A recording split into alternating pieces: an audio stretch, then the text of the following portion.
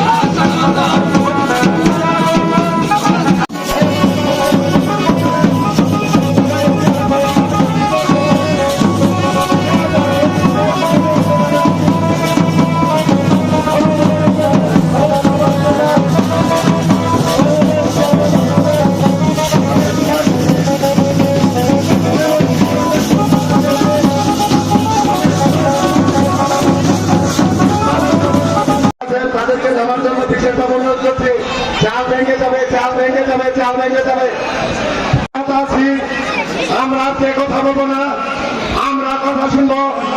আমাদের এই বিশাল অনুষ্ঠানের সভাপতি আসন গ্রহণ করেছেন আমার সহযোদ্ধা, আমার প্রিয় মানুষ জনাব মনিরুজ্জামান মনির মেম্বার সাহেব। আজকের ওই অনুষ্ঠানে প্রধান অতিথি হিসাবে উপস্থিত হয়েছেন ভালুকার মাটি ও মানুষের নেতা, ভালুকার প্রিয় নেতা, ভালুকার লক্ষ লক্ষ মানুষের প্রিয় নেতা, ভালুকা বিএনপির ভারপ্রাপ্ত আহ্বায়ক, ময়মনসিংহ দক্ষিণ জেলা বিএনপির যুগ্ম আহ্বায়ক। আজকের অনুষ্ঠানের প্রধান অতিথি আমার প্রিয় নেতা জনাব আল্লাহ সাধারণ সাহেব। উপস্থিত আছেন ভালুকার সাবেক ভারপ্রাপ্ত সাধারণ সম্পাদক, বর্তমান আহ্বায়ক কমিটির যুগ্ম আহ্বায়ক, ময়মনসিংহ দক্ষিণ জেলা বিএনপির সম্মানিত সদস্য জনাব সালাউদ্দিন আহমেদ সাহেব সহ উধরাই ভালুকা থেকে আগত সকল যুগ্ম আহ্বায়ক। বাবুল ভাই, আপনার কন্টেস্ট যদি নষ্ট হয়েছে আপনি মঞ্চে চলে আসেন। বাবুল ভাই, দৃষ্টাদর্শন সমত সুধী মন্ডলী।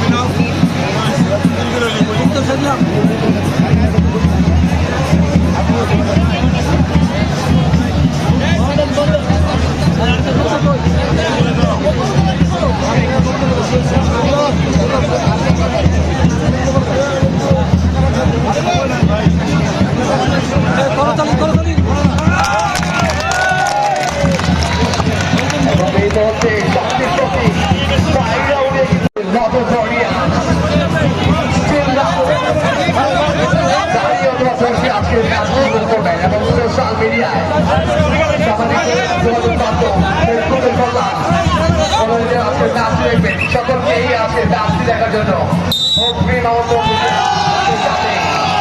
প্রদান করছি।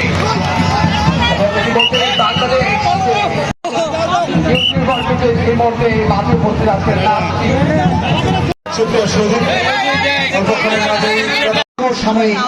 মূল্যবান বক্তব্য উপস্থাপন করেছেন। তাকে তার এই মূল্যবান সমসাময়িক বক্তৃতা প্রদান করার জন্য টুর্নামেন্টের পক্ষ থেকে শুভেচ্ছা এবং অভিনন্দন জ্ঞাপন করছি। পাশাপাশি আমি অভিজ্ঞত এই বিশাল প্রোগ্রামের আয়োজনে যারা ছিলেন, বিশেষ করে সানোয়ার হোসেন আলোচনা পর্বটি সঞ্চালনার দায়িত্ব পালন করেছেন অত্যন্ত সুনিপুণভাবে। সানোয়ার হোসেন সঞ্চালনার দায়িত্ব পালন করেছেন।